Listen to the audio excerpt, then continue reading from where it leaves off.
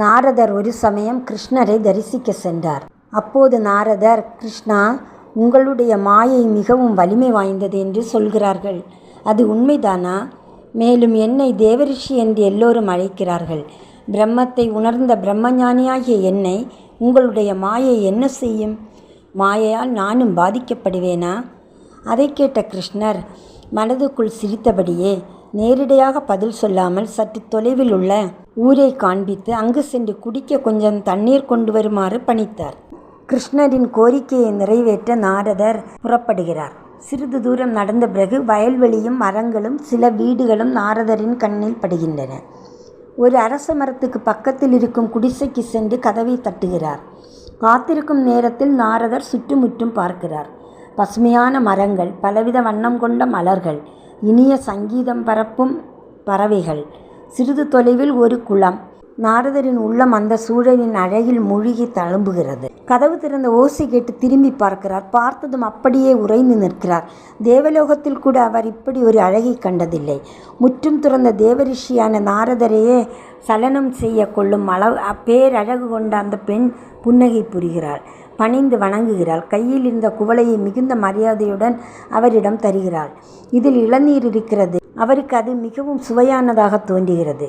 உள்ளே வாருங்கள், தங்களுக்கு என்ன வேண்டும் என்று அந்த பெண் கைகூப்பியபடி கேட்கிறார். நாரதர் மந்திரத்திற்கு கட்டுப்பட்ட சிறுவனைப் போல அவளை பின்தொடர்கிறார். தங்களுக்கு என்ன வேண்டும், உணவு கொண்டு வரட்டுமா? நாரதர் தலையசைக்கிறார். சாப்பிட்டு முடித்ததும் தாம்பூலம் தருகிறாள் அந்த பெண். நாரதரால் இதற்கு மேலும் பொறுமையாக இருக்க முடியவில்லை. பெண்ணே, நீ யார் என்று எனக்கு தெரியாது. அது பற்றி எனக்கு அக்கறையும் இல்லை. உன்னை திருமணம் செய்து கொள்ள விரும்புகிறேன். நீ என்னை திருமணம் செய்து கொள்வாயா என்று கேட்கிறார். அந்த பேரழகி தலை கவிழ்கிறாள். தாங்கள் என் தந்தையிடம் அல்லவா கேட்க வேண்டும் என்கிறாள். அவளது தந்தை வரும் வரை காத்திருந்து நாரதர் தந்தையிடம் பேசி அனுமதி வாங்குகிறார். திருமணமும் இனிதே முடிந்தது. அதே ஊரில் இருவரும் குடித்தனம் நடத்துகிறார்கள். அந்த ஊரின் அழகும் அமைதியும் தன் மனைவியின் பேரழகும் பெரும் குணமும் நாரதரை பெரிதும் கவர்ந்துவிட்டன. சொர்க்கத்தில் இருப்பதை விட மேலான வாழ்க்கையை வாழ்வதாக அவர் கருதி கொண்டு வாழ்ந்து கொண்டிருக்கிறார். பருவங்கள் மாறுகின்றன. புது புது பறவைகள் வந்து சிறிது காலம் அங்கே இருந்துவிட்டு செல்கின்றன. மரங்கள் இலைகளை உதிர்க்கின்றன, மீண்டும் துளிர்க்கின்றன. மொட்டு பூவாகி காயாகி பழமாகி கனிந்து விழுகிறது.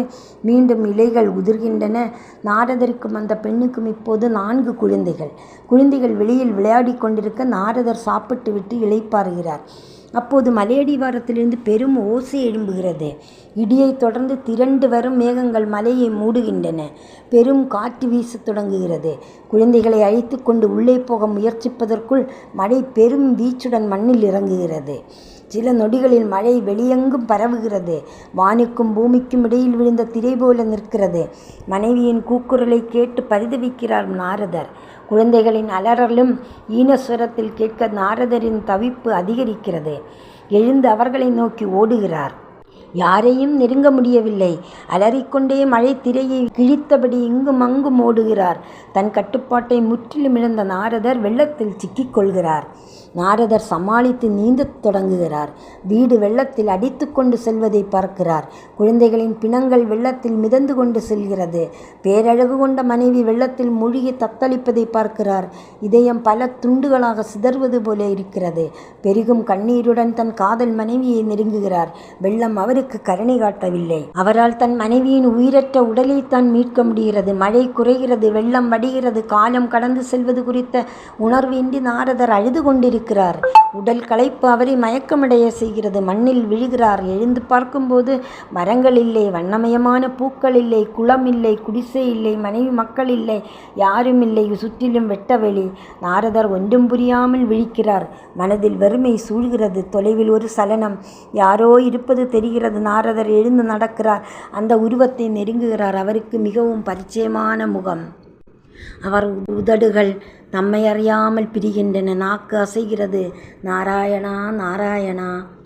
பரந்தாமன் நாரதரை பார்க்கிறார். முகத்தில் அதே மாய புன்னகை. நாரதரே, குடிக்க தண்ணீர் கேட்டேனே, எங்கே? மாயை என்றால் என்னவென்று தான் கிருஷ்ணரிடம் கேட்ட கேள்வி நாரதற்கு நினைவுக்கு வருகிறது. பகவானே, நான் கர்வம் கொண்டதற்கு என்னை மன்னியுங்கள். உங்கள் மாயை மிகவும் பலம் வாய்ந்தது, உண்மைதான். மாயைக்கு நான் ஒருபோதும் வசப்படாமல் இருக்க வேண்டும் என்று என்னை ஆசீர்வதியுங்கள் என்று வணங்கி கேட்டுக்கொண்டார். கிருஷ்ணரும் நாரதரின் பிரார்த்தனையை ஏற்று ஆசீர்வதித்தார். வாழ்க்கை என்ற ஒன்று இருக்கும் வரை இதுபோன்ற மாயை இருந்து கொண்டேதான் இருக்கும். இதிலிருந்து விடுபட ஒரே வழி இறைவனை சரணடைவதுதான். முக்குணங்களால் ஆன என்னுடைய இந்த மாயை தெய்வீகமானது, யாராலும் கடக்க முடியாதது. ஆனால் யார் என்னை சரணடைகிறார்களோ அவர்கள் இந்த மாயையை கடக்கிறார்கள். ஆதலால் மனதை திடப்படுத்தி கொள்ளுங்கள். எல்லாம் கடவுளின் மாயை. உங்கள் ஃப்ரெண்ட்ஸுக்கும் உற்றார் உறவினர்களுக்கும் இந்த வீடியோவை அனுப்பி கொடுங்க. நன்றி. தொடரும். சப்ஸ்கிரைப் பண்ணாதவங்க பண்ணி வச்சுக்கோங்க.